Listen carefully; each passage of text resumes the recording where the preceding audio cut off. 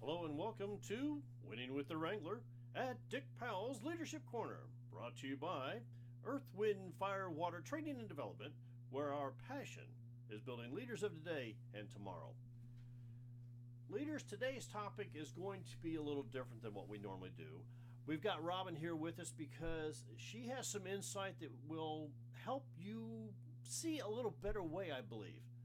Today's topic is going to be annual plan plus succession plan, and the reason why that goes together so darn well.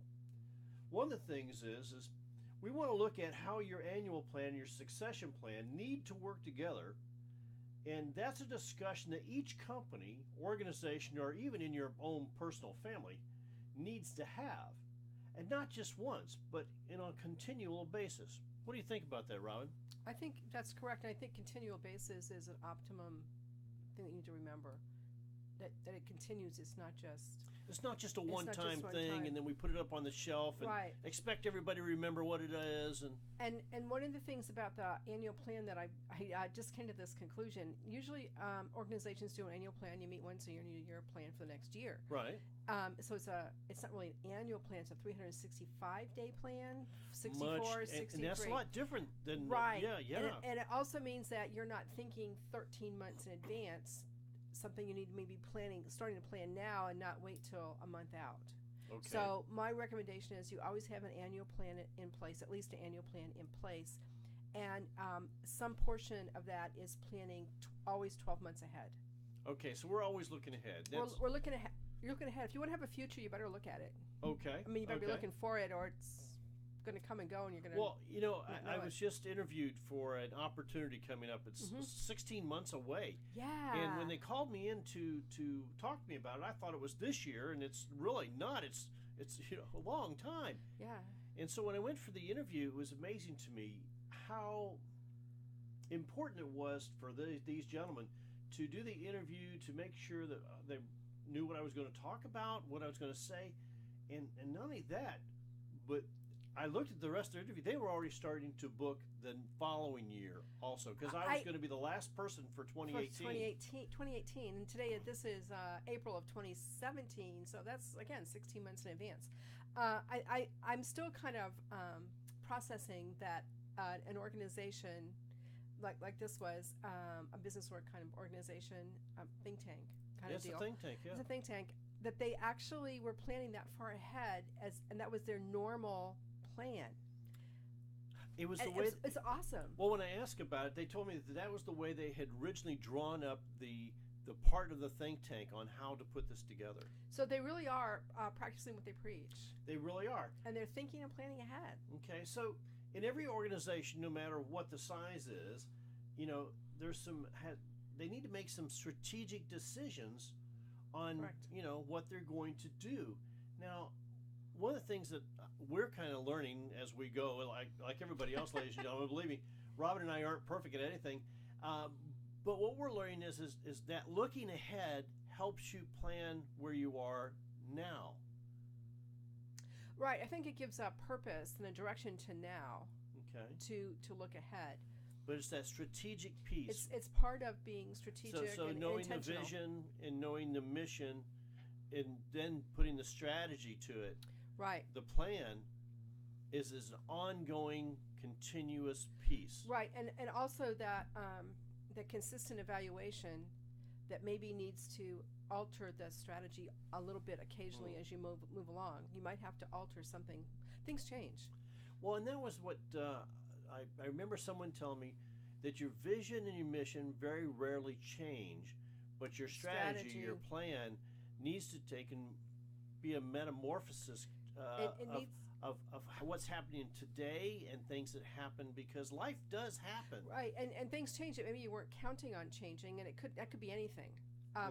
Personalities or perspectives, or the big world could have a little tweaky change that you might need to know about, and to be open and aware that you might need to make a little alteration to accommodate that. Okay, I think one of the things I want to talk to about also is this thing of when you start an organization, whether it's a company or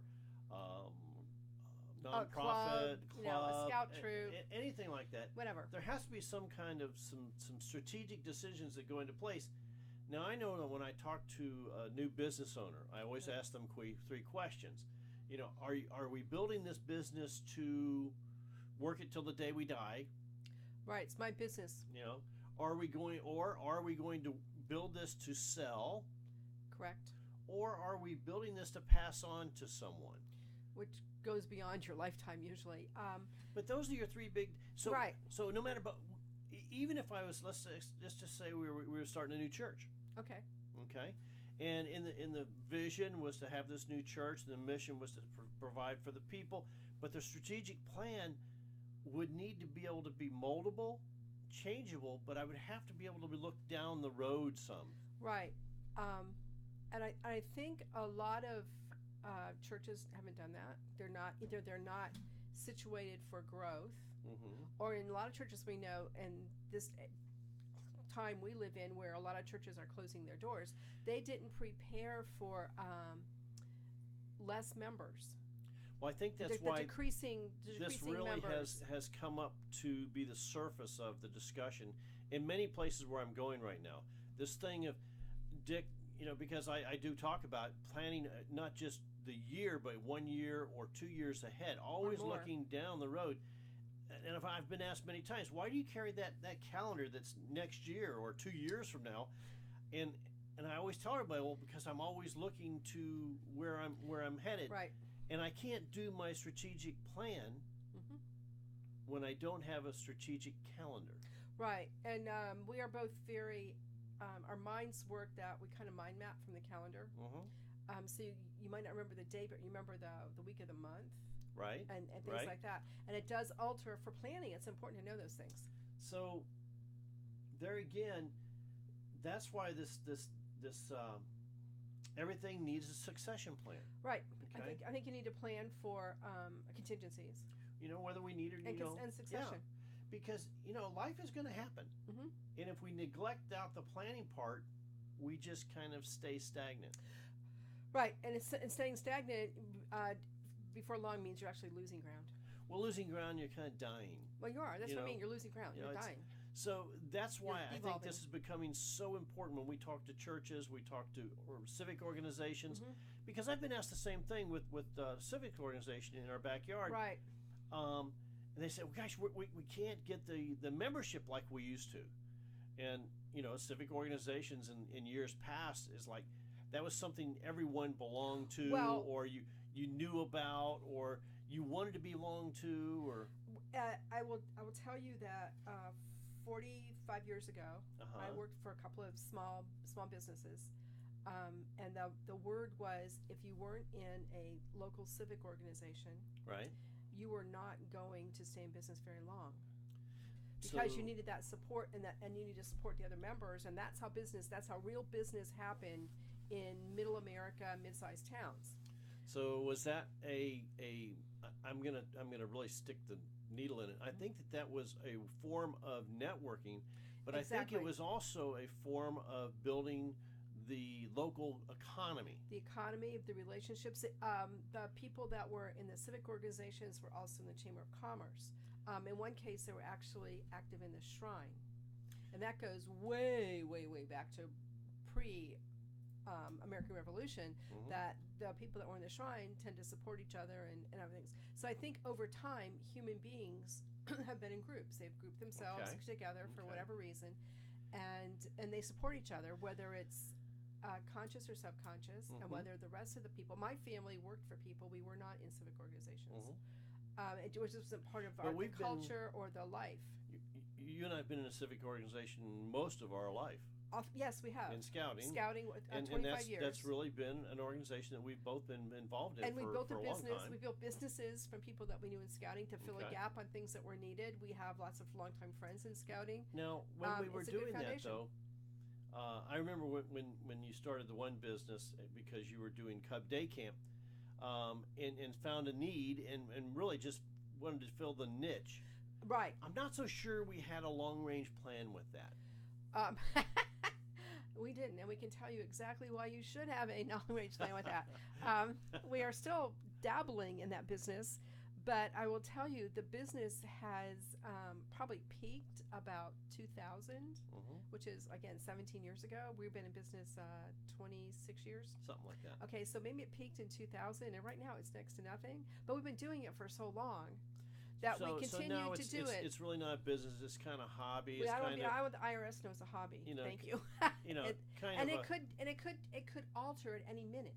Right. That's the other part of it. It could go crazy. It could go crazy, and I might not like that, but it could go crazy. So I'm thinking your long range plan is not really for it to go crazy.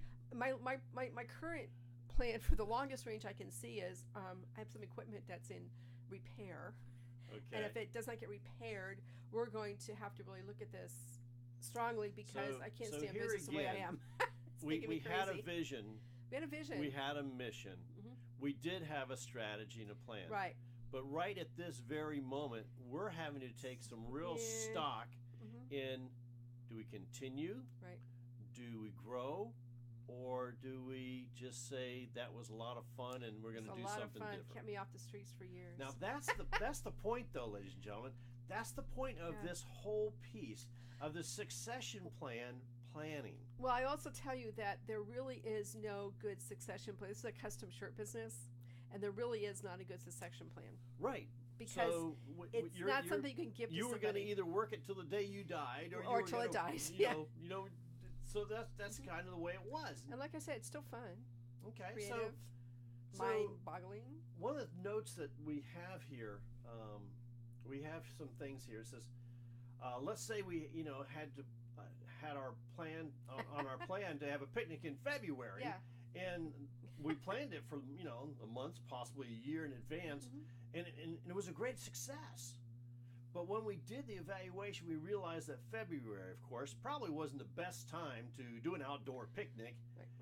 Remember, we live in the South. Yeah, it was a great thing, and it's what we wanted. We wanted to do it again.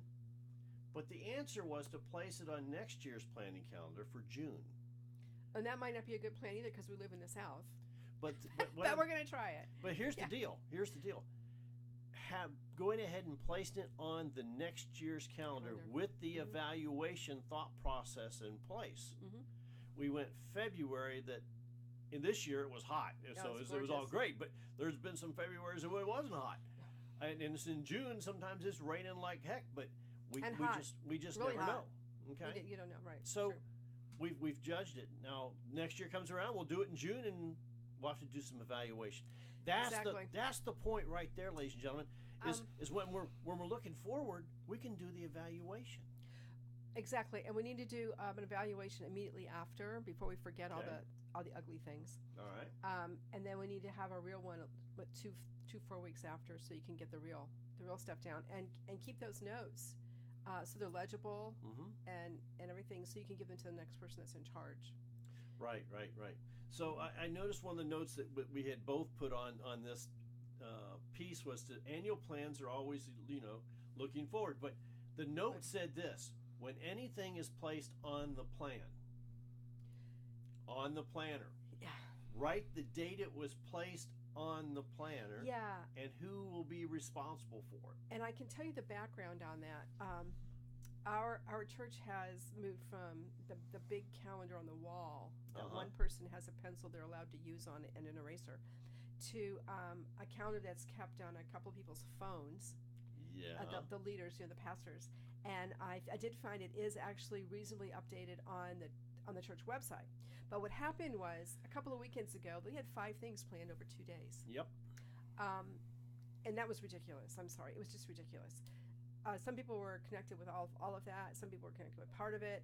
It was absolutely ridiculous. And we don't know what happened. We don't know if whoever put the dates on didn't look the day before and the day after, which it looked like. We're pretty sure one of the big things that took up a lot of time on Saturday really came out of God knows where. Some ad hoc committee that wasn't really connected, and that's a whole other nasty bailiwick I don't want to be a part of. But to look at the calendar more realistically as a whole, and maybe review that once a month or once a week, whatever needs to be done, and spread things out. Okay. The same thing with your personal calendar. Don't put 5 things on 1 week and nothing for the next 3 weeks. Spread it out. You'll make yourself crazy that 1 week. And the other thing that they said, because sometimes people put dates in on other people's dates, that when you're doing an organizational calendar like that, that when the date goes on, you need to have who put it on there, so you know who to contact, and also what date it went on, because yours went on early, it trumps someone else's date, and they're going to have to go back to their committee and come up with another date because the date is. Or maybe we need to get in the habit of checking the available dates before we choose a date for a big event. I think any time that we're looking at a date in the future, we need to do some real research. What is there anything else on that date? But is there anything else before it or after it? And that really is going to help us. Yes. A friend just told me this. She takes a trip. She has 2 sons that are all grown, and they have grown children, college age and stuff. And they take a trip, the 3 of them, every year. And they had planned this great trip to Seattle for this weekend in May, and everything was in line. They already had, thank goodness, refundable airplane tickets and everything else. Right. And they were going to go to the, and they like Major League Baseball, so they were going to Seattle, and they were going to go to Mariner game, and everything was fine. The one son checked everybody's calendar except the family calendar, only to find out he has to drive up and pick his daughter up at college and bring her home that weekend. So that threw everything into a tailspin. So she's telling me that the result of the story was the weekend they could go to Seattle, the Mariners were playing out of town, and that was the weekend they could go because everybody else had their schedule cleared, and they're dealing with, again, 2 families and a grandma with some commitments and things. And so they ended up, instead of going to Seattle, they're going to Cleveland. But the Mariners are playing in Cleveland that weekend, so it worked out fine. But that's what happens when something as simple as a family trip, and you don't check everybody's calendar, and there was no one else that could go pick up the daughter at school. It's not like you can leave her an extra week. That doesn't work out very well with colleges. So, but that's how simple it is to really juggle and screw up things. But I think it's a really good way to look at this.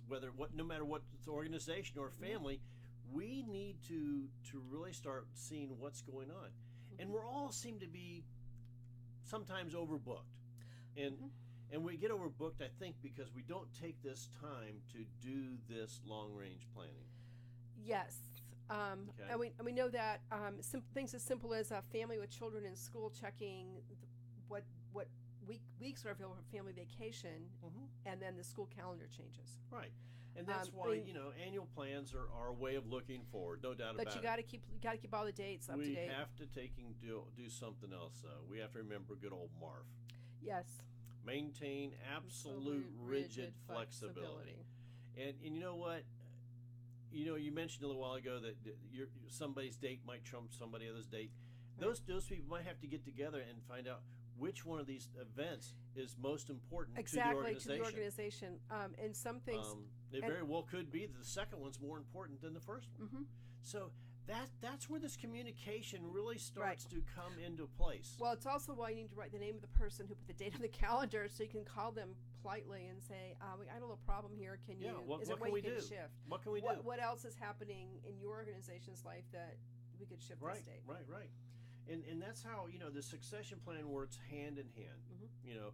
But delegation is the mark of a true leader. There's no doubt about it. And a manager will always manage your things, and a leader will always build new leaders. This is our primary function, of course, as leaders. And if you're unable to carry out the plan for whatever reason, sickness, career move, family change, you have to ask yourself, who have I mentored? Who can step in and do this? And this is really where this planning takes place. Okay? My thought is that if I can't do my job today, who can come in and sit down at this desk and do the job? And take over. I'm in organizations where the treasurer had a stroke and died. And, of course, the husband or spouse, whatever it was, I can't remember if it was a man or woman in this case, hands over cartons of paperwork. Well, no one has any clue because they were still keeping everything in an account book, a nice ledger book and everything. But someone had to go back through. That was good with forensic accounting. Go back through and get everything in place. It's really hard to replace some people. Okay. It's also really hard for an organization. One of the things you need to plan is where we're keeping the records. Right. Because those boxes of records could have easily been, I don't know what this is, recycle it or dump it in the garbage or whatever, as it was to pass it on to someone who might know what to do with it. But you have to have a succession plan. Well, here, I'm in my office. I have right here on my desk. Oh, I have this wonderful flip file, and it's listed Monday, Tuesday, Wednesday, Thursday, Friday. So if I have to go to the hospital again, like happens from time to time, Aunt Robin or whoever comes in, sits at this desk, can flip that to that date, and it really says exactly what needs done.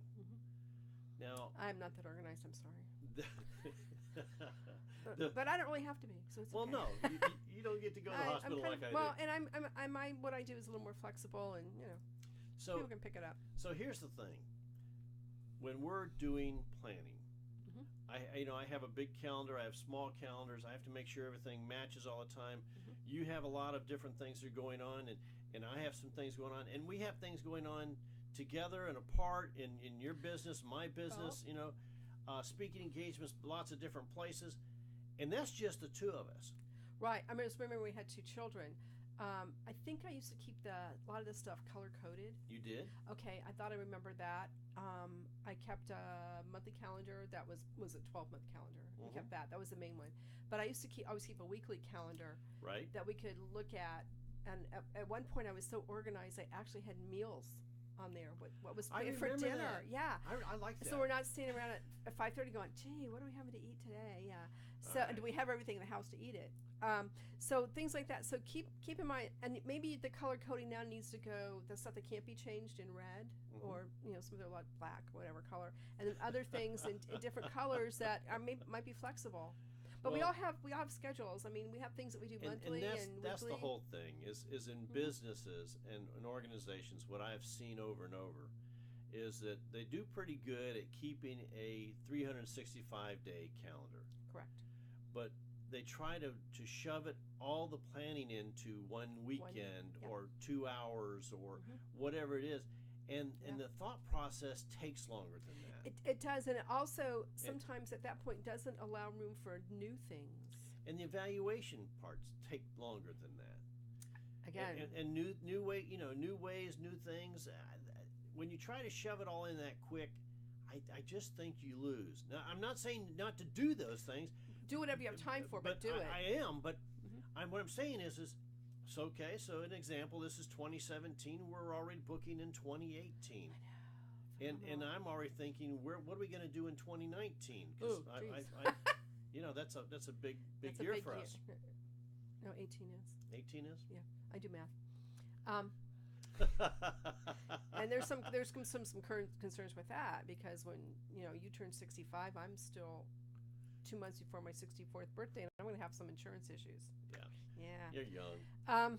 So again, we're thinking about that now. We have a good year to figure that out, but it is a consideration. Consider those things, because whether you think about it or not, they're there. So succession plans should encourage new leadership. They should, and I think when you take a position as a leader, to know what your term is. We talk about this a lot. What is the term? On a couple organizations I'm in, as we rewrite bylaws, I'm taking that you can succeed yourself one time in a term. I'm taking that out. Do one term and go away. You need a break. They need a break from you. Give somebody else a chance to come in.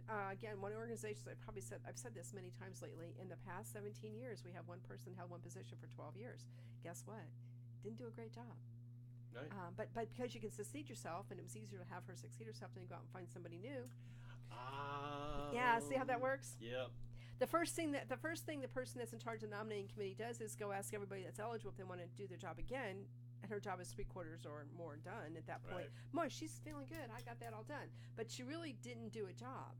Right. She filled in did the minimal and filled in the stuff, but it's always good to have new faces and new ideas I think that's coming a big part on of leadership. to, but again, the succession plan, that's really what new leaders need to do. It also helps to know that there's a plan, so everyone knows their commitment is not a life sentence. Exactly. Because they've seen people in different organizations. Gosh, they were a historian for the last 20 years. And you go, oh my Lord. Well, historian's pretty innocuous. It's really the leader for that or the long. librarian, and I will tell you, finance person, or some of these organizations really aren't doing real good. They've had the same person in charge for 15 or 20 years. They're dedicated, and it's their life, and everything is good. But they're not seeing a whole picture frequently, Right. and I don't think they're able to encourage more people to come on the team if because new people are going to come out with new ideas, whether they think so or not. They're going to have something new Well, to I say. hope they do. But they're going to be if they're shut down because that's not the way we've ever always done it. Mm-hmm. Pretty soon you're going to have a smaller and smaller group to do a bigger and bigger job sometimes. And that is what we And are that, seeing. I'm seeing it all over. We're seeing it in our churches. We're seeing it in the local organizations that we're affiliated with. Mhm. That the organizations are getting smaller, and when they become smaller, there's more jobs that need done, and there's less people to do them. And what they're not recognizing is they're smaller because no one's listening to the new people's ideas. They're being shut down. No one's giving them any tasks where there's a whole position or just a couple of Right, tasks on a right. committee because you're new and they don't trust you, and somebody else already knows how to do it. And that is the main reason most organizations fail. So There's no succession plan. This whole thing with the calendar, the succession plan, really starts working together. Now I wrote down some bullet points to go along with this, because annual plans and succession plans really do take time. Yes. They cannot be done in that quick. Let's get this done in an hour or 2 hours, or Yeah. Sometimes it might take several days. It might take several meetings. It might take more time. The main thing is don't rush through it. Well, and that's my big thing. So it takes time. It takes time. Okay. Annual plans and succession plans also take evaluation. Where are we now? How is it going? What are there things to change? Are there things to add? Do we need to try something different, new, opportunity? Is there something that came up that we've never done before? Well, wouldn't that be fun? Nothing to start with. Woo. Scary. Start all over. And also make sure you do the evaluation immediately after. Yeah.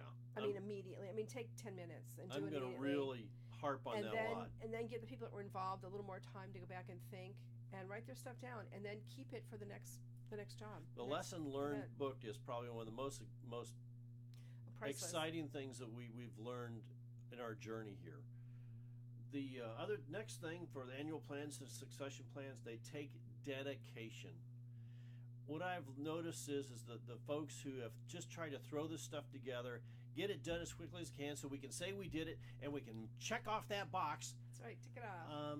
The dedication's not there, and it will eventually show in a collapse. Right. There's a lot of talk sometimes about letting organizations completely fall apart before you go in and rebuild them.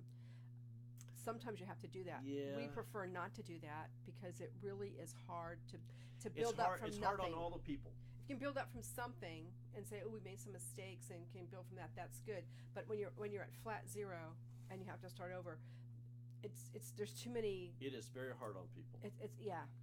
The fourth thing that I want to really leave everyone with before we jump out of here, because I see our time is growing short, is annual plans and succession plans take follow through. Correct.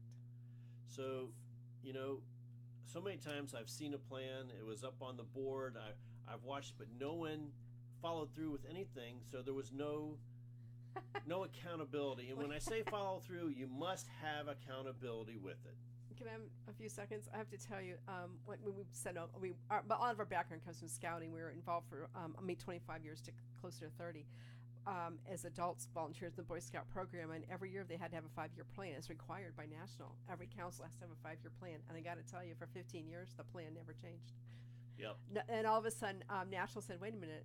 All these councils doing these 5-year plans, it sounds really good, but it's the same 5-year plan every year. They're not doing anything, and they finally went back and said, "You got to show some progress." Yeah, they didn't even push forward, which was yeah. terrible. And they were beautiful, full color, pronounced. It was gorgeous. Cost a fortune. Oh yeah, it was great. Never took one step. Well, Robin, I hope that you have Don't be that way. really listened closely on this and taken some things to heart. So on behalf of myself, Dick Powell, and the whole Leadership Corner team, Miss Robin, of course, we always appreciate you coming on board. We want to say thank you for being a part of today's program. Our goal is that you've received a nugget of wisdom and guidance that will help you build your leadership ability. And if you have any questions, of course, give us a call here at 727-422-1833, 727-422-1833. Send me an email at dick@leadershipwrangler.com, dick@leadershipwrangler.com, Or you know what? Go to our website, set your very own custom time with Robin or myself at www.leadershipwrangler.com. Until next time, this is the Leadership Wrangler saying, ride hard.